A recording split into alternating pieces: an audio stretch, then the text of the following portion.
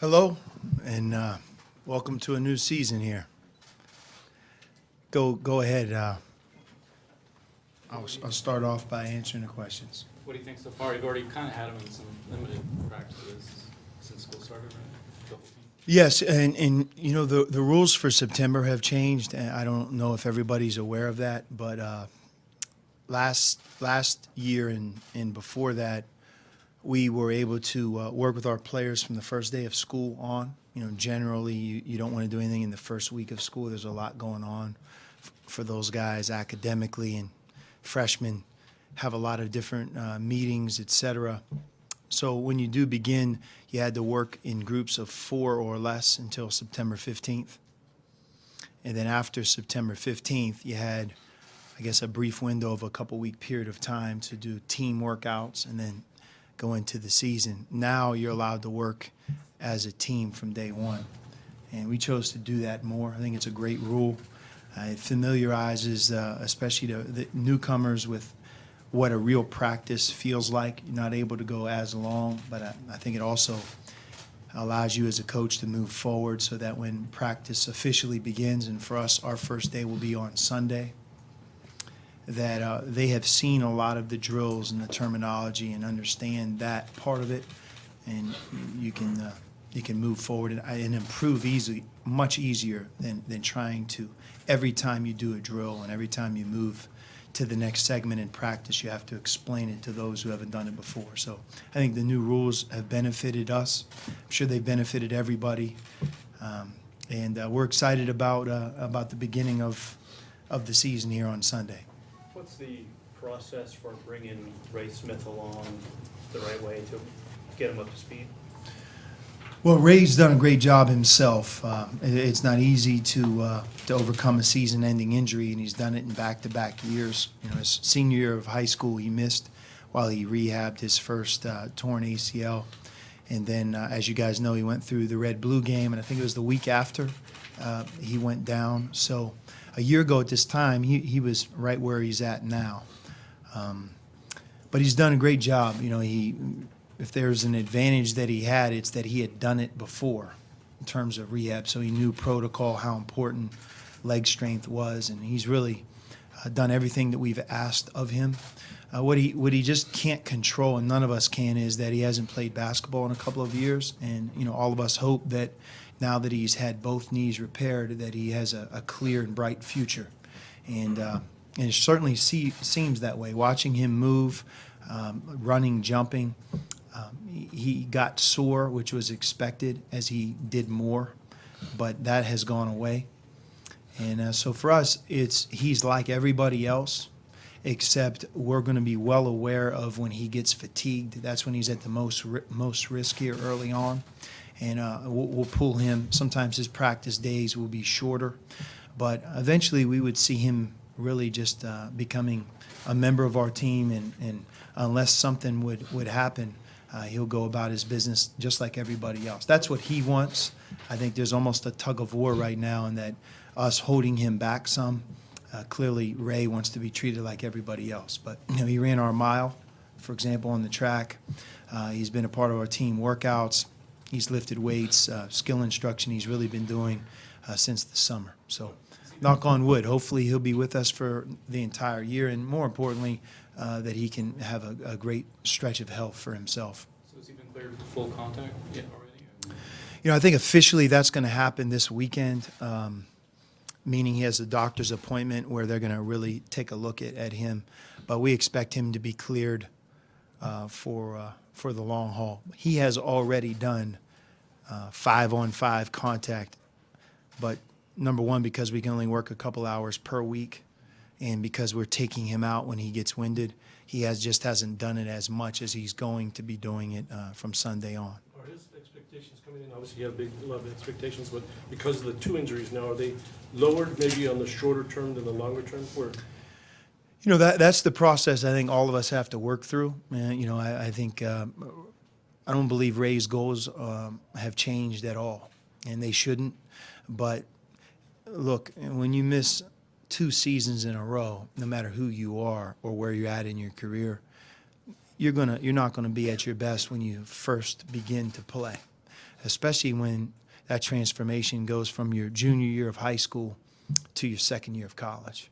So how you judge Ray and how he would judge himself, one of the encouraging things for me is just to make sure that I make sure that I remind him and everybody that he's not going to be at his best early on, but a lot like maybe this year's team, that he's going to improve as the season grows, and we're going to improve as a team as the season grows, to not judge here early on. And that might even be he could have a great game right out of the get-go, but I think you're going to see some inconsistent moments just because he hasn't played basketball in some time. But as I watch him, he seems to be more comfortable every time he goes out there. Kobe Simmons' possible position? He's definitely going to play both guard spots, the point guard and the two. One of the things that Kobe does really well is he shoots the ball really consistently. Sometimes somebody who's as athletically talented as he is, that combo guard, he's been able to use that athleticism and not develop a jump shot or a three-point shot. The opposite is true for Kobe. He's very adept, very skilled shooting the ball. Free throws, three-point shots, got a great-looking shot. So whether he's at the one or the two, that's always going to be an asset for us offensively because he can put the ball in the basket and he's got a pure shot. But we look at him as being able to do both. He's almost 6'5". He's getting stronger every day that he's here. There'll be an adjustment physically for him, like any freshman, because he's thin. But I think he'll contribute at both guard spots for sure. Lauri Markkanen had a very impressive summer, but I'm not sure how good the competition was that he was facing. Are you expecting big things from him right away, or is this something where it might be a little bit of progression during his freshman year? No, well, first of all, let me say this. Not only this summer, but last summer, the competition was great. Other than the Olympics, there aren't many more challenging types of tournaments than the ones he participated in. There will be a number of players that participated in the event he did this summer that will be in this spring's NBA draft or future NBA drafts. So what he did speaks for itself. His rebounding, his scoring, leading his country, and I think he's a very talented player. He's very skilled, and a lot of times when you're a skilled front court player, you're about 6'8". Lauri's 6'11", so his size is striking, and you'll see him if you haven't already at media day. He looks like a center, but he's very, very skilled shooting the ball, loves the game. And I think that he'll make his mark initially. I don't think it'll take all freshmen some time to get used to it, but I would look at him as being a real positive impact player for us. Speaking of size, are we going to see a bigger Chance Comanche in a little bit? Yep, Chance weighs 225. If I'm off, it's maybe by a couple pounds. He crossed the 220 mark for the first time this month, and I think he's been as high as 225. To put that in perspective, when he came here, not this past spring, but 2 springs ago, he was 187. So he's still thin, but he's much stronger. He's worked hard in the weight room. He's had a really good off season, as a lot of our guys who are returning did. And I think the things that you saw him do at the end of last season are a sign of things to come. Chance has an incredibly bright future. And in our world where you want to anoint the freshman as the next coming and that it's a young player's game in college basketball, sometimes that's true, sometimes it's not. Chance is somebody that each year that he's here, every month that he plays the game, he's going to grow, and he has as much talent as anybody in our program. Like Lauri, we're fortunate to have somebody of his size. Chance is mobile, but he's 6'11". He's not 6'8" or 6'9", but he's worked hard, and you'll see physically he's bigger and stronger. And we have a tremendous strength and conditioning program. Chris Rounds has been with me for 13 years. There aren't many head coaches and strength coaches that have been together for 13 years, and our players benefit through that relationship, but also through the facility that we have in the Richard Jefferson Gym, and by Coach Rounds, who who does tireless work. I mean, he's around our players a lot more than we are as coaches in the summer and in the fall, and we're lucky to have him. With Lowry, what kind of adjustment do you figure? I mean, here's a guy who's so skilled and so big, but you're going to need a lot of defense and rebounding probably too. I'm guessing. Do you anticipate, that could take a while to get what you? Yeah, he's very mobile though. So right off the get-go, you see that. That's visible. Just watching him move. Very, very talented athletically, and the thing about him, he's well coached. He's played in a faster game. FIBA basketball is a faster game than college basketball is. They play with a 24-second shot clock. When you're playing at the national level, there's some of the greatest coaches in the world today that he plays against and plays for. So he's seen a lot of this type of movement, ball screen defense, being able to be agile, play on both the perimeter and the post. That's how that game's played. So because of that, he's ahead of the game in many ways right now. But you're right, we're going to ask him to do a lot defensively. The physicality around the basket will be something that I think will be a change for him. But that's one of the reasons he came here to play college basketball is to learn that and to be more comfortable with that style. What's the next step for Parker? The media day, it always reminds me, it's like the press conference after you sign your recruiting class. You've never, ever said negative things about the recruiting class you sign. And then the future tells you whether you're right or wrong. And then media day is always about how hard everybody's worked. And some have worked harder than others. But I will tell you this about this group, and I think a lot of it had to do with how our season went a year ago. We had a lot of success. We won 25 games. We had our moments. And then we put up short, whether it be losing in the first round of the tournament or a couple possessions away from maybe bigger things. All of those who experienced last season, I think, came back to this year hungrier, to not want to do that, but to try to be better and to be the reason that this year's team takes the next step. Parker's Exhibit A. We met right after the Wichita State game. He's halfway through his career, and as you know, he was a big part of last year's team.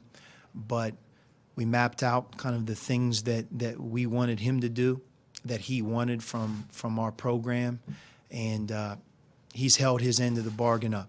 He's bigger, he's stronger. I've never seen him more confident. And, it's a reminder for me as a coach, again, when you're in a program for more than one season and all of a sudden two, man, there's nothing like experience coming back for your third year. And I think that some of the things that Parker has learned as a freshman and as a sophomore, he'll implement that this year. I'm really excited about watching him play, and I think he's going to have a really good year this year. What's the dynamic between Parker and Kobe, the development of their relationship been like? Well, it's not an either-or relationship, meaning one is in and the other's out, and the other comes in, almost like a quarterback in college football where only one can be out there at the same time. Those guys will play a lot together. For me as a coach, for our staff, the challenge is always to put your best team, your deepest group out there. Kadeem Allen, I'll say ditto for Kadeem. He's a senior. He's our only senior. He got some valuable experience last year, hungry to finish his career on a high note. Him and Chance both went to Australia this summer as members of the Pac-12 All-Star team. It was a great experience for him to play for Mike Montgomery. The feedback I got from that trip was Kadeem was one of the best players on the trip. A pleasure to be around and coach. So you think about our guards, being able to get them out on the court together is what we have to do. So with that, we're going to have hopefully a deep group. Last year we thought we were going to have a deep group and some things happened, and the next thing you know, you're not as deep as you once were. Hopefully that won't be the case with this year's team. But the depth on the perimeter is one of this year's team's strengths, and we have to be able to utilize that and bring that out in our group. That said, you have that strength there on the perimeter and some emerging talent up front. I mean, with Parker or Kobe or whoever at the point, how important do you view that as that somebody emerges strong in that position? Well, I just want, and we all want quality of play. Who emerges is yet to be determined, and we'll see how that works. If you look at both Kobe and Parker, they're different. You know, one is 5'9", and one is 6'4". I think that's a great changeup. You know, both guys can really shoot the basketball. But Kobe isn't relegated to just playing by himself out there. He could play with Kadeem. You know, Kadeem could slide over there as well. I mean, he played as much point guard last year as anybody in our program, so he's experienced there. We really have 3 players that have experience at that position, which is always something you want, because if, you know, God forbid anything happens, sometimes even foul trouble, you want to be able to keep the pace of play up, and that position has a lot to do with that. You were saying probably Kadeem more off the ball, though. Is that still Mhm. the plan? And we talked to Kadeem about that.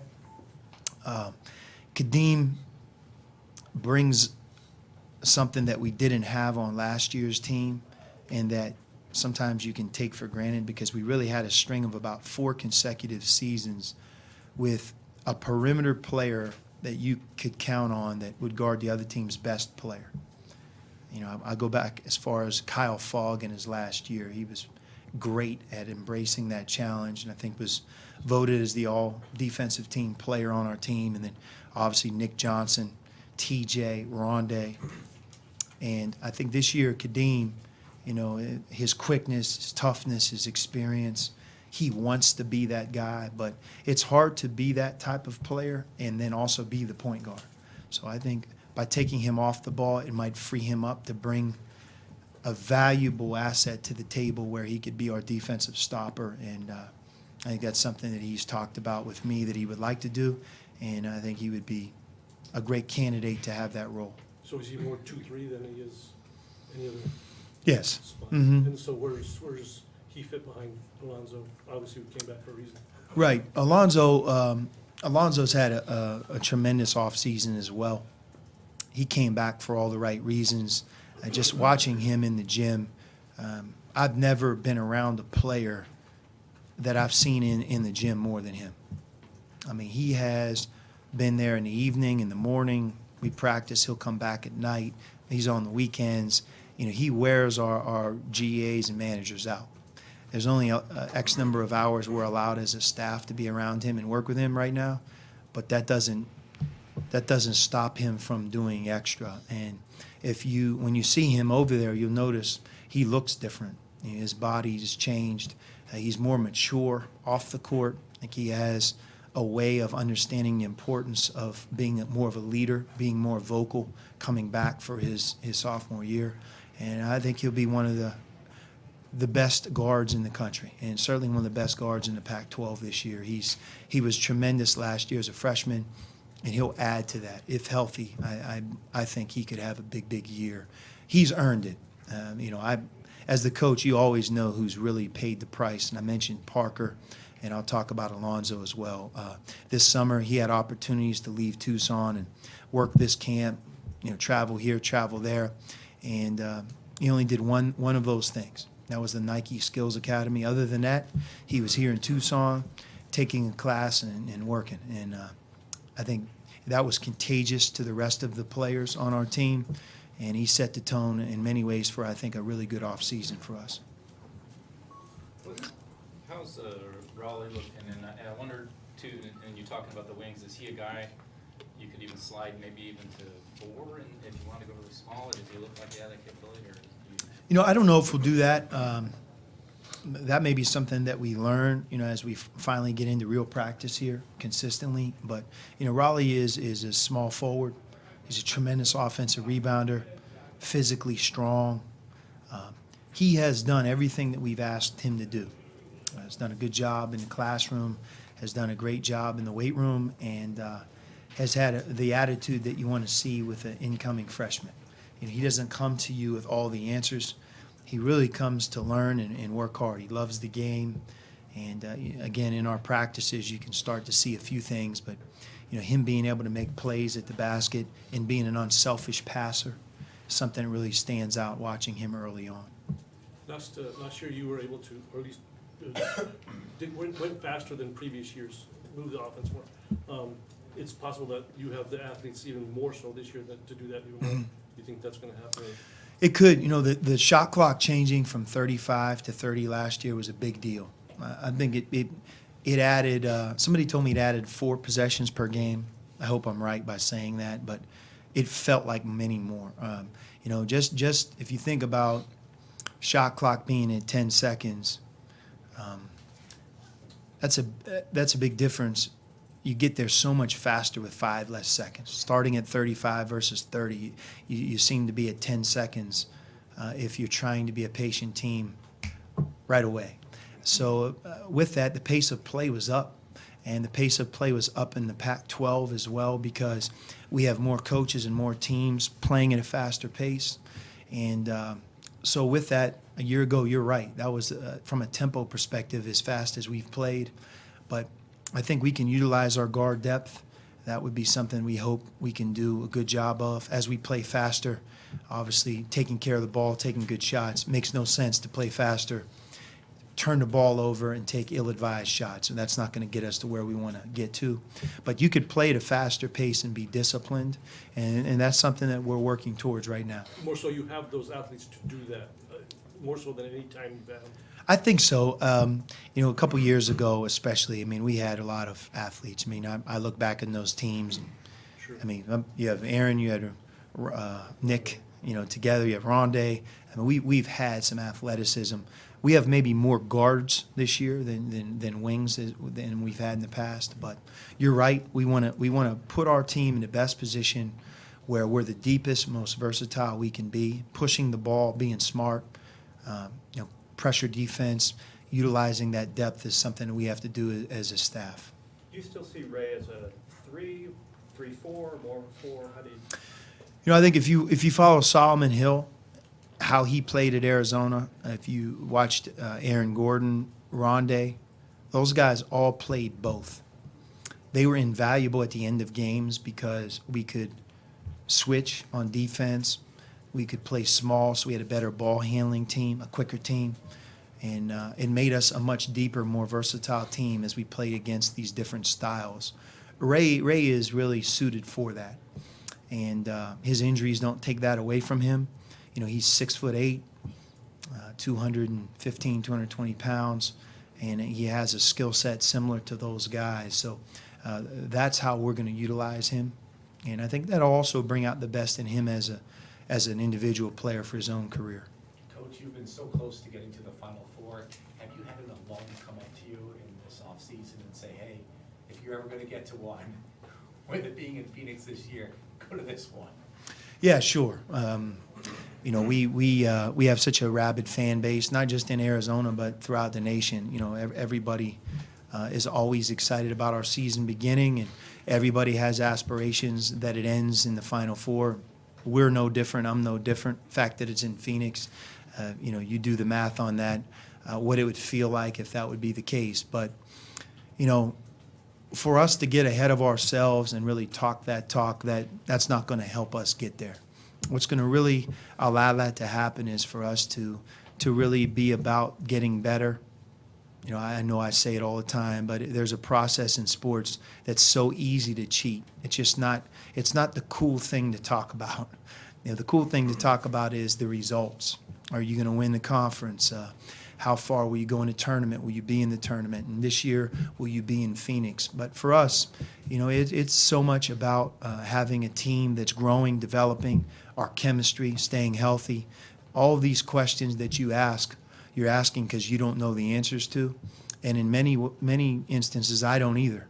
We have a lot of new faces. We have a lot of returning players that won't return to the same role.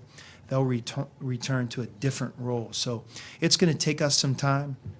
You know, I think about how close the Michigan State game is, and you know, that in and of itself brings anxiety because you're playing against a premier program right there on national television away from McKale. That's not suited for a young group or a group with a lot of new roles. So that will bring out the best in us, and I'm sure we'll learn a lot by that. But that won't be the defining moment no matter how we play. It's about us growing and really trying to be at our best as the year grows. Are you happy with the new court storming rule? Yes, and it's, it has nothing to do with me. We're in charge of our team and we're in charge of our players. And somebody who's 18 or 19 years old, the emotion of a sold-out crowd, the game ending on the last play of the game, it going against you and having something said or done to you within 5 to 10 seconds of that horn going off, not everybody's in control of their emotions at that point. And I would hate for anybody that's associated with our team to, have something with them for the rest of their life or their career, or, certainly something they can't take back, because, we as a conference or just as a coach or the game just weren't able to manage 20 seconds, 30 seconds and allow us to be in control of our team and move off the court. And then I think the way the rule states is then if you want to storm after a certain period of time, go ahead, knock yourself out. But all we care about, you can storm the court, is the safety of our players. And if we can have that under wraps and they storm the court, perfect. Go at it. Does Ristic's time in the mile reflect on other gains he's made? Yes. So Dusan, I'll put him in the Trier category of outworking people. Usually somebody who works that hard at the game isn't 7 feet tall. Bill Walton, he always says this to me, and I think it's a great point he makes when you evaluate a big guy on your team. If he were 6 foot, would he play basketball? And if he were 6 foot, would he be a good player? Do you think he would be a good player? And that's so true. Dusan, the answer to that is yes. He has a desire and a hunger that I haven't seen in somebody of his size. He's sacrificed in the 2 years, 3 summers now. He's gone home a total of about 4 weeks, 3 years, and he works at it. He's boxed this summer, and he's worked with the football strength coach, and I give Chris a lot of credit for being as unselfish as he was to give our players some of his time, but for his agility and balance. Obviously, he's worked with our strength and conditioning staff. His body fat, you can ask him, he'll tell you what it is. It's under 10 for the first time. Came in at above 20. And as you know, he has as good of a hands and as soft of a touch as there is on offense. It's just a matter of him doing some of those other things better, staying out of foul trouble, being able to move better defensively, rebounding those tough rebounds. And I believe that Dusan will answer the bell there this year. He'll be better, and that's how I would frame it. He will be the best version of himself that you've seen. He'll be better than he was as a sophomore. How much? I think we'll learn that here in the future. But work capacity, work ethic, he's the best. I don't think you can ask for a kid to give our program any more than he has. I remember last year you saying he was never really in the right spot that you needed to. Do you think his awareness grows as he gets more experience? I do. He now has over 70 games behind him. He's played against Caleb every day for 2 years. He's watched. He's been involved in it. He's succeeded. He's failed. He's now had a third summer off season to grow and learn and be better in that area. And just early on, he is in the right place more often, and he knows our terminology. The other thing with Lowry and Dusan, and you just have to ask yourself how you would be, the language barrier as well. It's not something that just comes with the snap of your fingers. It takes those guys a little bit of time to learn. It's one thing to communicate like this in a different language, but on the run in a game, in the heat of the battle. So, again, Dusan's more well-versed there, more comfortable in that part of things now than he ever has been, and I think that'll help him a lot as well. Do you see him or any of the other guys showing the most potential to kind of make up for some of that rebounding you lost so far?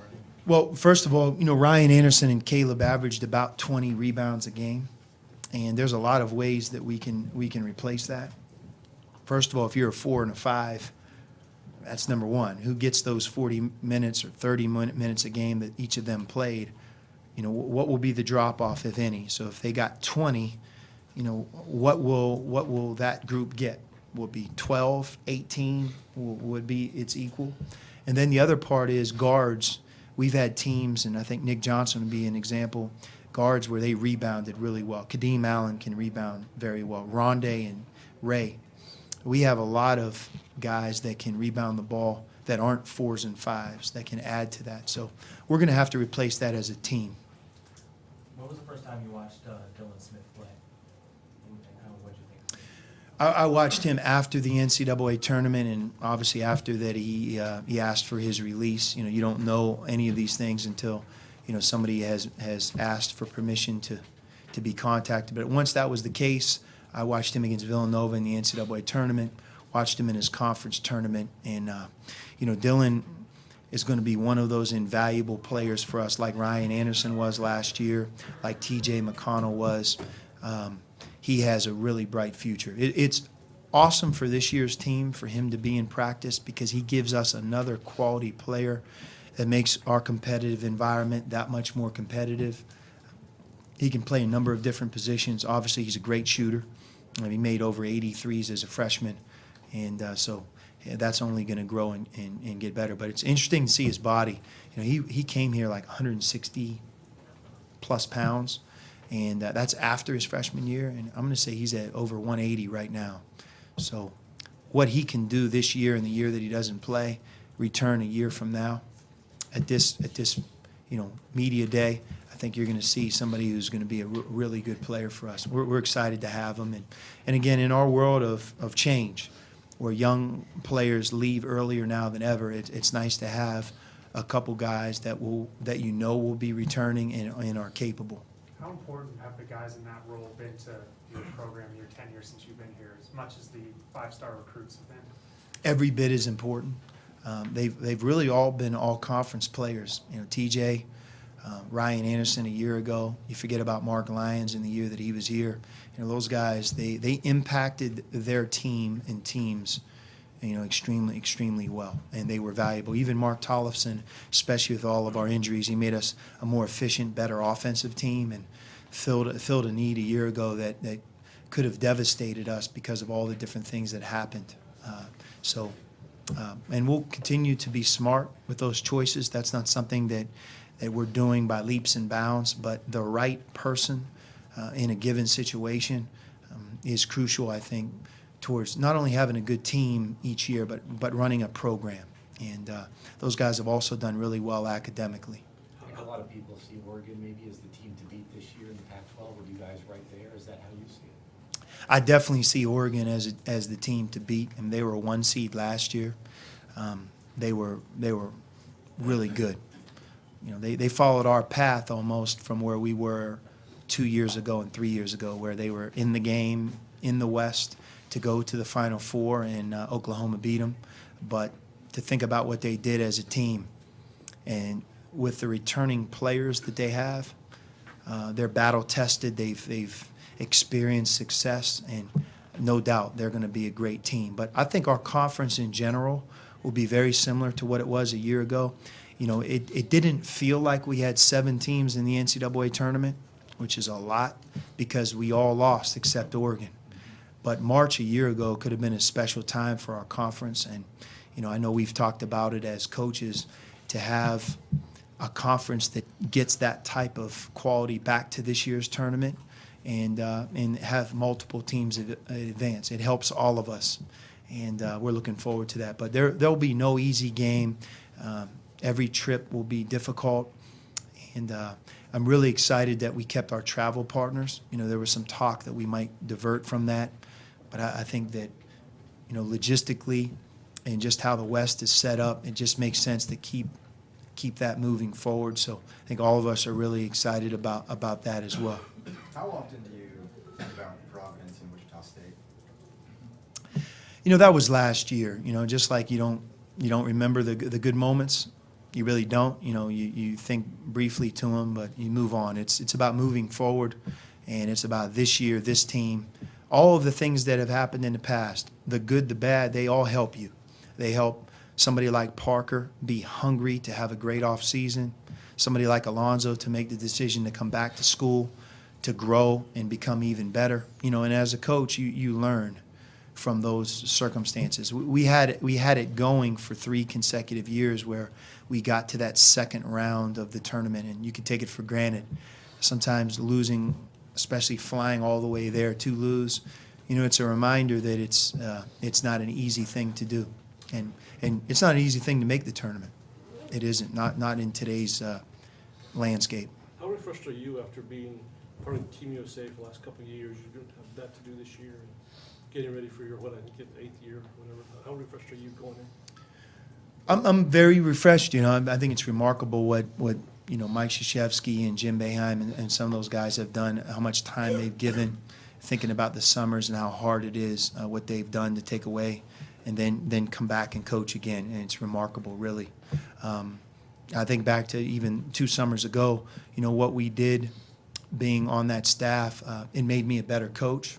A lot of those things you bring with you back to the place that you coach at here. But no question, it's a time commitment, and not sometimes until it's over do you realize, oh man, the summer's gone, and you're right back at it. So it was a great experience, and but this summer to me it was nice to return back to form. Were you, outside of recruiting and all the stuff you usually do, but was there something that you were able to do that you hadn't been able to do the 2 years that you had to go here and there and all that stuff, where you could kind of just maybe decompress for a little? You're able to spend more time with your family. In my case, my sons aren't young anymore. They're growing and headed to college. One's in college, so being able to be around them more, my wife and boys, that's really all you have. In our world as college coaches, if you're trying to go after the top prize, I call it like the highest level of college basketball. Recruiting is an obsession. I mean, it is at a level that nobody has ever done before. And that's why it's hard to compare generations.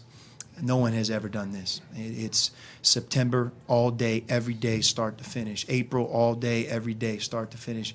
July all day, every day, start to finish. August, same thing. It's relentless. And that doesn't mean you're going to do well either.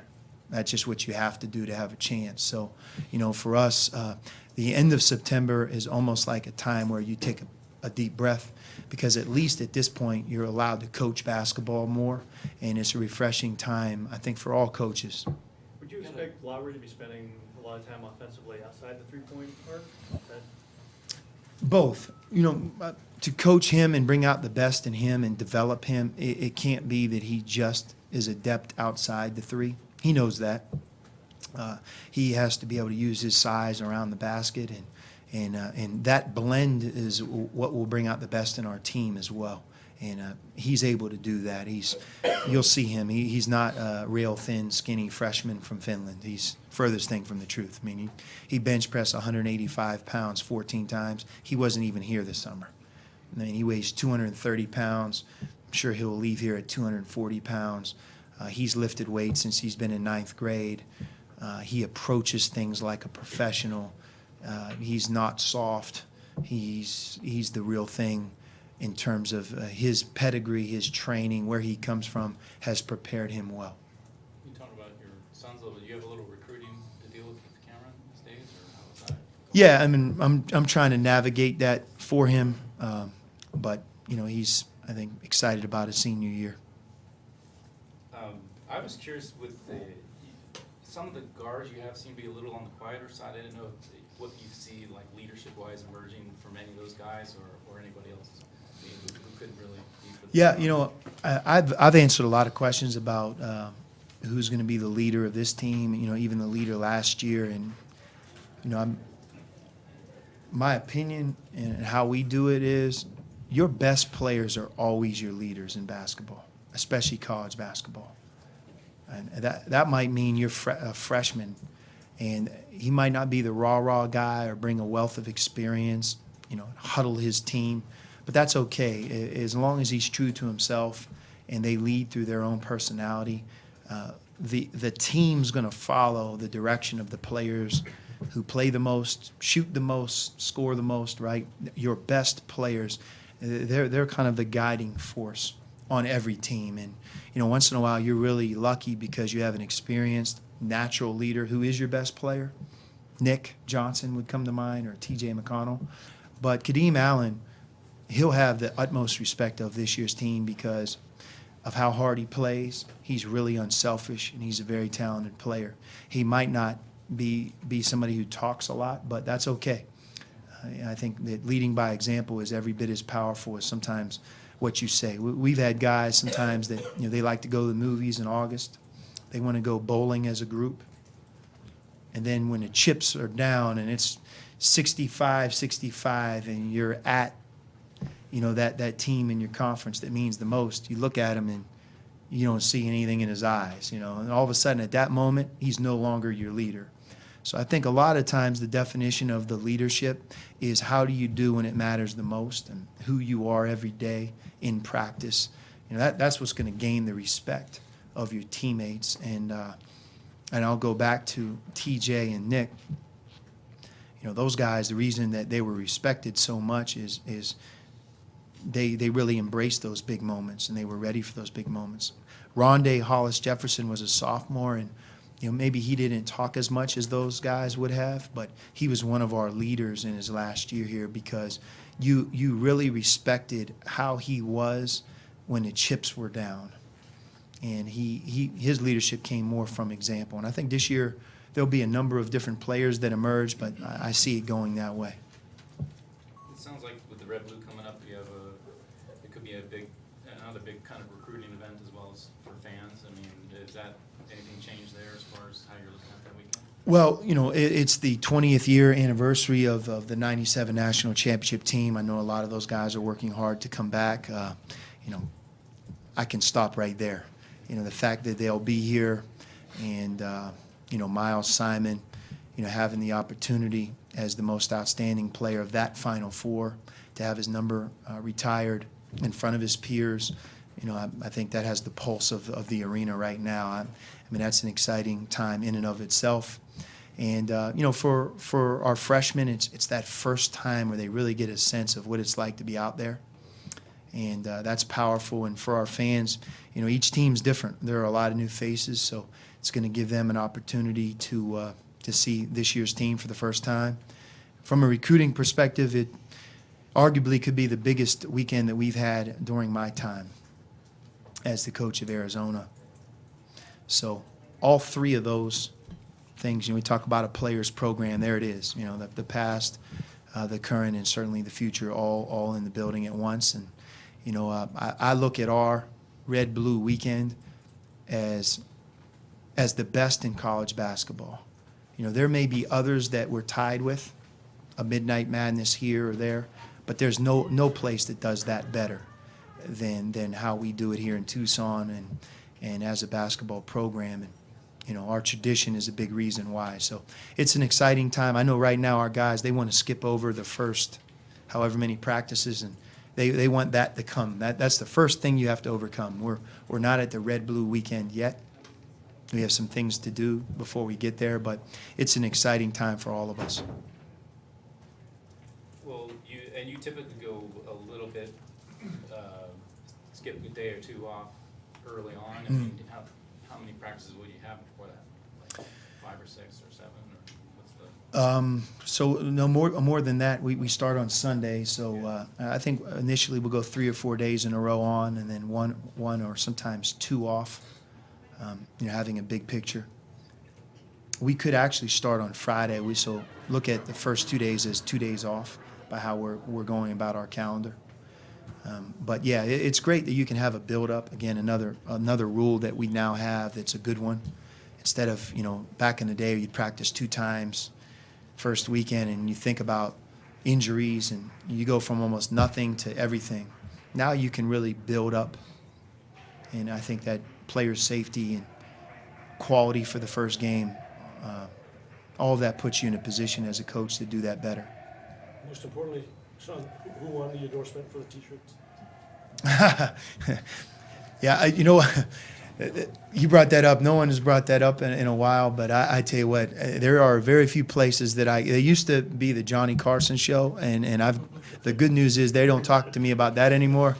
There's some sort of sweat joke or whatever, and I know I've already done the for the record, but where I aired is I tried out a new shirt that I had never worn before. I wasn't sick. It wasn't like I sweated any more than I usually do. It just, when there's less material, it was a disaster. So I've learned, and we'll see. I have to keep that a secret. Oh, truthfully? Yeah, we're going to launch a huge advertising. I'm just kidding. But I learned my lesson on that. Yeah, that's one of those, I can't take that one back. I guess you don't have them quite yet, but those uniforms, have you seen them and what do you think? No, I haven't seen them. You know, I've seen them on the computer, but I haven't seen them in person. But yeah, this year, I mean, our relationship with Nike has always been great, but they have given us the most they ever have, and I think asked us to wear more uniforms than ever before, and we're excited to do that. We're doing a story on the lighter side of the Wildcats. What's your favorite emoji on your cell phone? The rolly eyes. That's about right. Yeah, there's a lot of things you can do that with. You mentioned, Ray could get clear this weekend. Could that possibly be for Sunday, or is that what you're thinking? If it goes- I would look at Ray being cleared this weekend as kind of a procedural Yeah. thing. I mean, because he has progressed, he's able to do things. He's already done everything 5-on-5 with full contact. He just hasn't done it day in, day out for the length of time that he's about ready to. And I think that the last checkpoint is just to make sure that everything's all set. We're confident that it is, and we expect him on Sunday to be fully cleared like everybody else. Again, us being smart, it's like your team maybe taking that extra day off here early. Ray is a candidate once in a while to not practice the entire practice or maybe take an extra day off, not because anything's wrong, but to allow him to move in at a pace that's in his best interest. So you can do what you want with them Sunday, but you're going to Yes. be cautious on your own. Mhm. Anything else? What are your expectations for Keanu Pinder this year? Yeah, you know, Keanu sometimes is the forgotten man because he came from the Hutchinson Junior College, similar to Kadeem was when he came here. But one thing that stands out about Keanu is, you know, answering the question of rebounding. He has a gift. He has an explosion, a quickness to the ball, and a hunger to go get it that he doesn't do it because he's 6'11". He does it because he's tough-minded and very, very physical. And he also has incredible quickness defensively. So, again, when you talk about depth, when you talk about players, you know, competing, you know, he's somebody that is in the mix because he gives us something that we really lost from last year's team. And this year, if especially early on, if guys aren't doing a good job in that area, you know, he's somebody that I could see carves out a role for himself. How important is an early season matchup with Michigan State on a nationally televised scale in terms of recruiting? It really doesn't help recruiting. You know, I mean, people watch us all year. They're familiar with our program. You know, Red Blue Weekend, that helps with recruiting. The Michigan State's going to be one of 35 games that we're going to play. Clearly, it's going to be a team that's excellent, well coached, great program. A lot of people will watch us, but to judge any team on the first game of the year, if I'm not mistaken, Oklahoma and Villanova matched up this past year, right? Very early on, and Oklahoma got them pretty good. Yeah, I think Is they that got right? pretty good in that one.